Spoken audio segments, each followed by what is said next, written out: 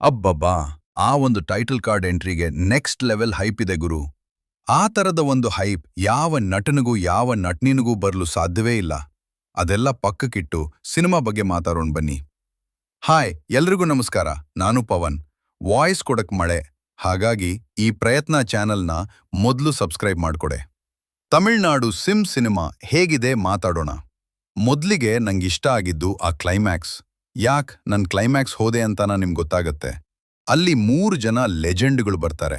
But ಮಾತಾಡ್ಬೇಕಾದ ವಿಷಯ ಆ script writing ನಮ್ಮನ್ನ ಕಥೆ ಒಳಗೆ ಕರ್ಕೊಂಡ್ ಹೋಗೋ ಆ ವೇ. 3 ಗಂಟೆ ಹೇಗ್ ಹೋಗುತ್ತೆ ಅನ್ನೋದೇ ಗೊತ್ತಾಗಲ್ಲ. ಒಂದ್ ಕಡೆ ತಲಪತಿ ಮೂವಿ ಅಂತ ಕ್ರೇಜ್ ಇದ್ರೆ ಇದೇ ಕೊನೆಯ ಸಿನಿಮಾ ಅನ್ನೋ ಎಮೋಷನ್ ಇತ್ತು. ಇನ್ನ ಆ interval block next level fighting ಇತ್ತು. ಬಟ್ ಕಥೆ ಇನ್ನು ಜನಕ್ಕೆ ಬಿಸಿ ಮುಟ್ಸ್ಬೇಕಿತ್ತು ಅಂತ ನನಗನ್ಸ್ತು. ಒಂದ್ ಲೈನಲ್ಲಿ ಹೇಳೋದಾದ್ರೆ ಸಿನಿಮಾ ಸೂಪರ್ ಹಿಟ್. ಅದು ತೆರೀಕೈತಿಯಾಗಕ್ ಸಾಧ್ಯ ಇಲ್ಲ ಅನ್ಕೋತೀನಿ. ಬಟ್ ಸಿನಿಮಾ ಸ್ಟೋರಿ ಅನ್ನೋಕ್ಕಿಂತ ಆ ಎಮೋಷನ್ಗಾದ್ರೂ ಮೂವಿ ನೋಡಬೇಕು. ಇದಾಗಿತ್ತು ನನ್ನ ರಿವ್ಯೂ. ಇಷ್ಟ ಆಗಿದ್ರೆ ಸಬ್ಸ್ಕ್ರೈಬ್ ಮಾಡ್ಕೊಳೆ. ಮುಂದಿನ ವಿಡಿಯೋದಲ್ಲಿ ನನ್ನ ವಾಯ್ಸಲ್ಲೇ ಬರ್ತೀನಿ. ಬಾಯ್.